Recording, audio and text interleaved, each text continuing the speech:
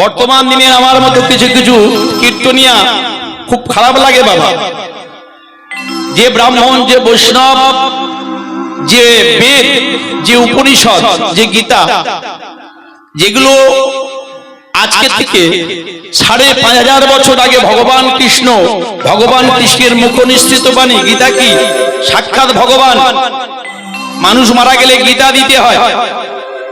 তাহলে গীতার মধ্যে মহাভারতের পাতা লেখা আছে যে মানুষ পরলোক গমন করলে, মানুষ মারা গেলে তাকে তিল তর্পণ করতে হয়, পিণ্ড প্রদান করতে হয়। কিন্তু সেই সমস্ত ধর্মের কথাগুলো আমরা যারা সনাতনী ধর্মের মানুষ, আমাদের যে কৃষ্টি সংস্কৃতি আমরা ভেঙে ফেলছি। এটা সত্যি কথা তো, যে একটা গ্রামে যদি দুজন চোর থাকে, সেই দুজন চোরের জন্য কিন্তু সমস্ত গ্রামটা চোর বলা যায় না। ব্রাহ্মণ, বৈষ্ণব, ভক্ত, প্রত্যেকটা জায়গায় কিছু কিছু অভক্ত থাকবে। ডুপ্লিকেট আছে মানে জানতে হবে অরিজিনালটা আছে, তবে ডুপ্লিকেট কপি হয়েছে জানতে হবে। তাহলে আসলটাকে আমরা কখনো অস্বীকার করতে পারি না।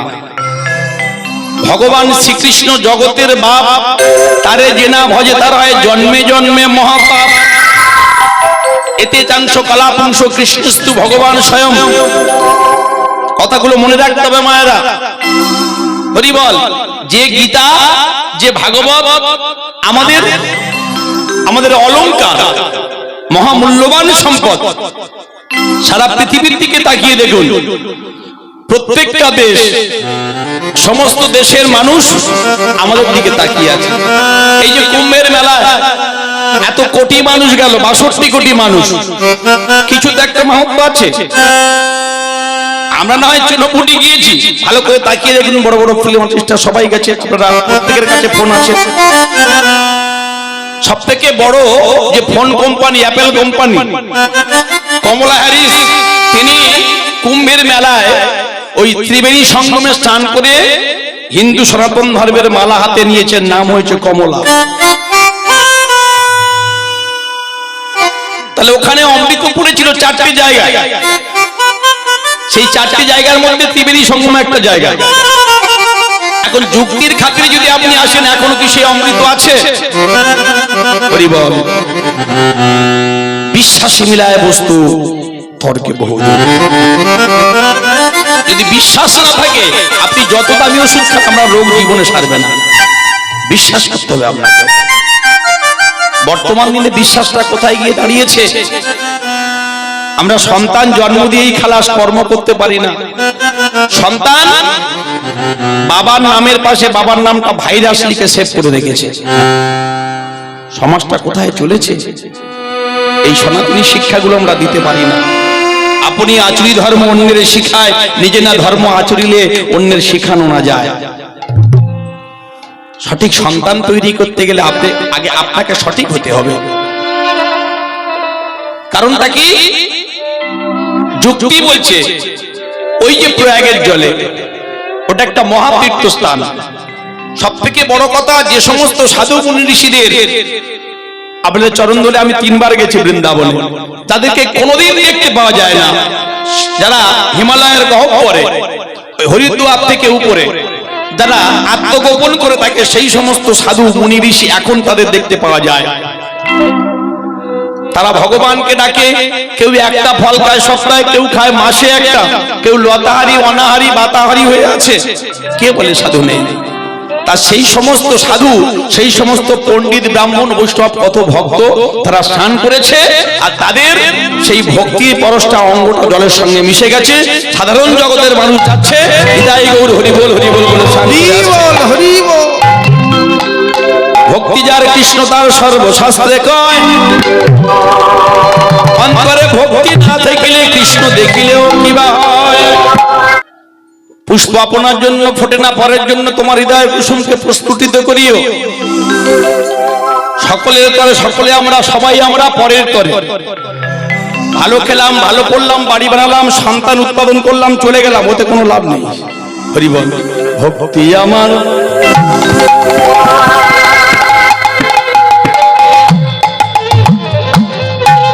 ধূপের মতো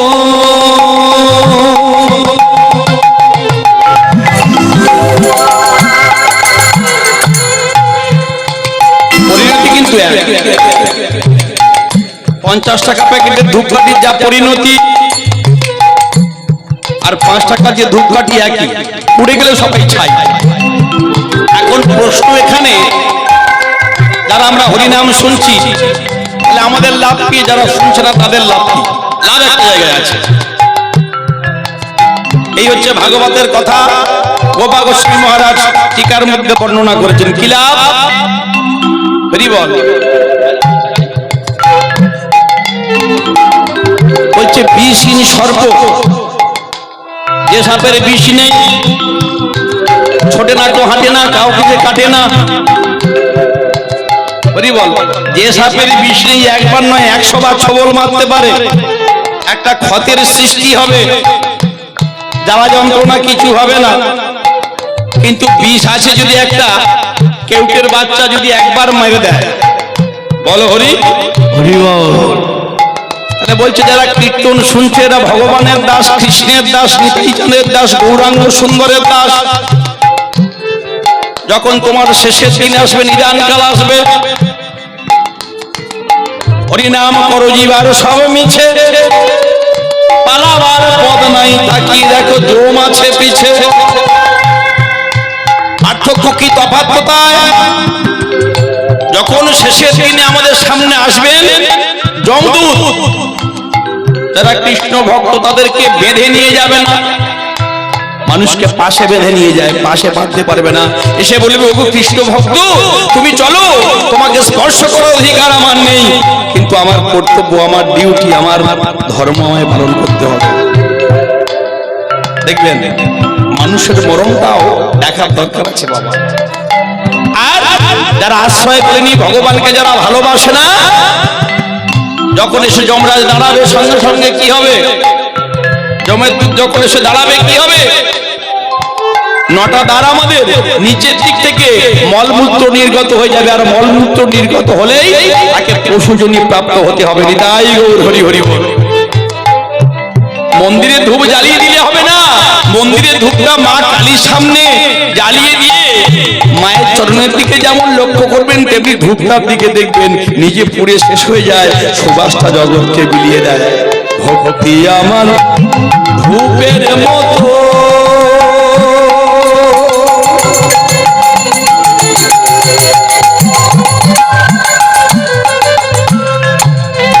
ঊর্ধ্বে ওঠে অবিরত,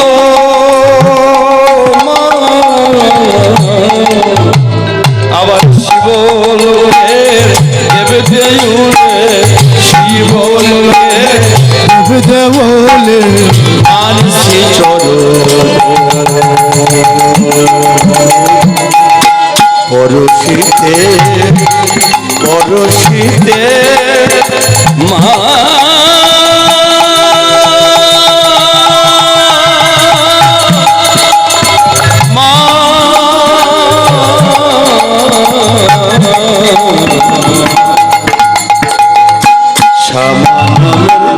লাগলো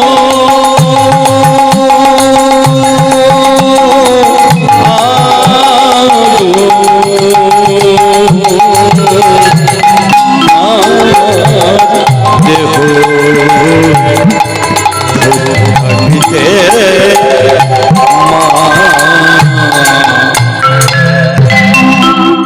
আমরা কি শিখলাম? ধূপের মতো আমরা জগৎ সংসারকে বিলিয়ে দেব, ভগবান কাছে বিলিয়ে দেব। হরি বল। শুধু সংসারটা সংসার নয়, সংসার ধর্ম বড় ধর্ম, এর উপরে নয়। সবাই মিলে যাবো বৃন্দাবনে, আজকে লীলা আস্বাদন করব। কলিযুগের মাটিতে গুরু দীক্ষা নিলে কি হয়? আজকে একজন পরম ভক্ত, যিনি গুরুকে দক্ষিণা দান করেছিলেন, গুরুদেবকে কি আমরা দক্ষিণা দিতে পারি? এখন আপনারা যদি বলেন যে আমি মনে ভক্তি নিয়ে একাদশীর দিনে তেলাপিয়া মাছের ঝোল খাবো, সেটা কি ঠিক হবে? রাধে রাধে। আগে ওই জায়গাটা তৈরি করতে হবে।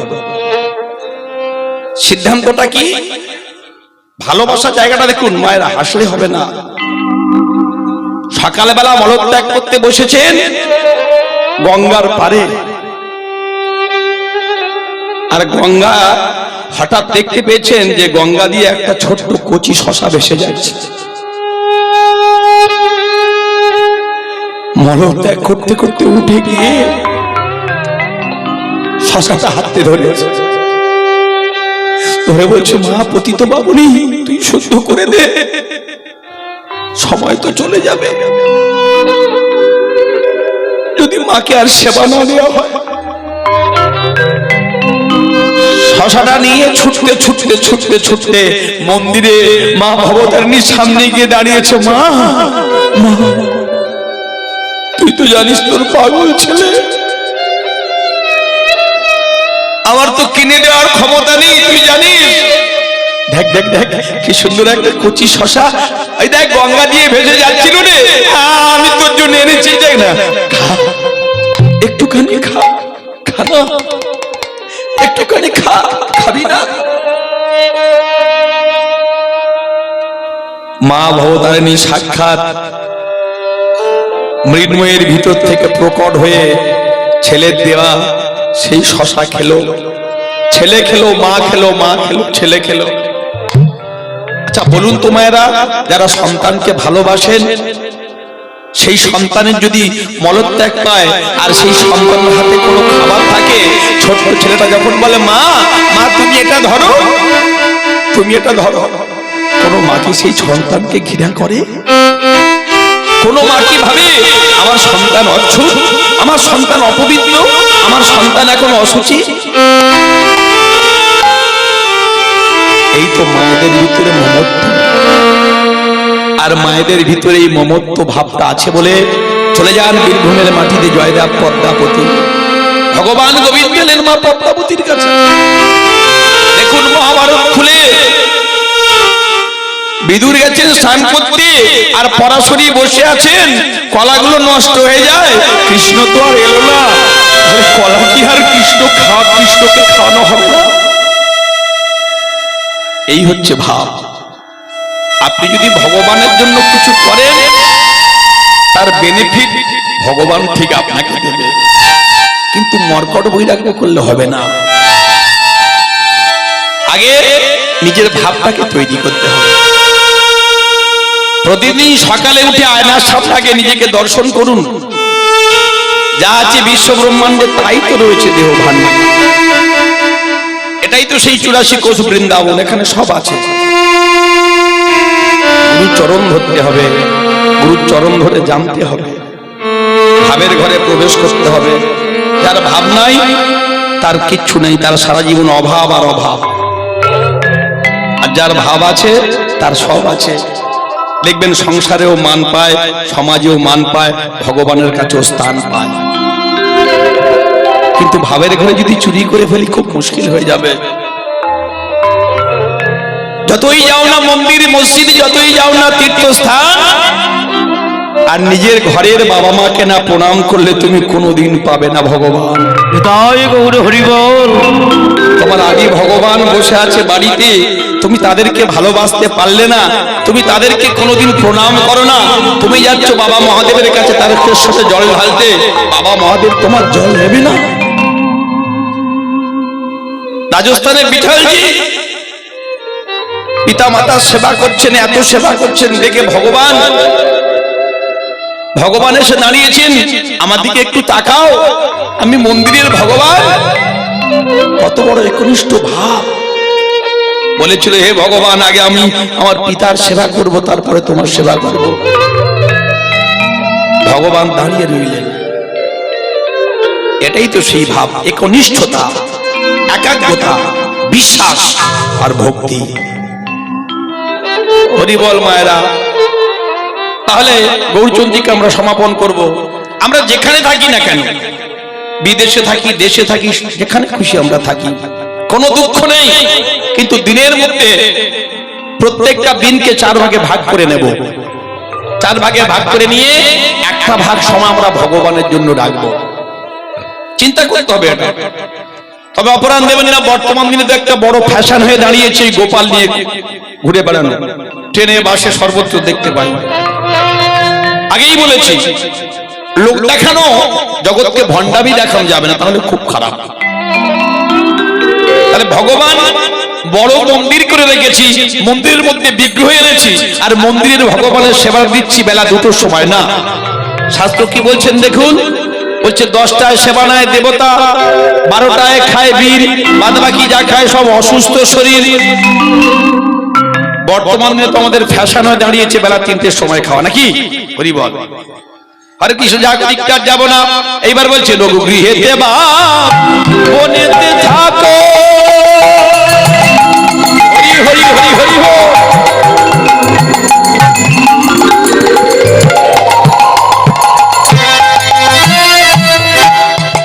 হা গৌরাঙ্গ বলিয়া ডাকো, বনেতে বা গৃহে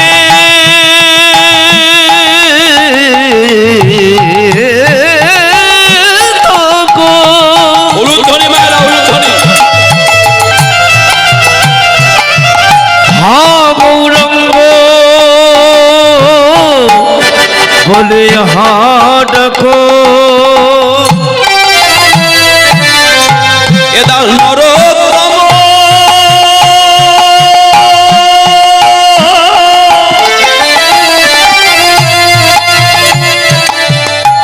মাগে তার সঙ্গ, দশ নরোত্তম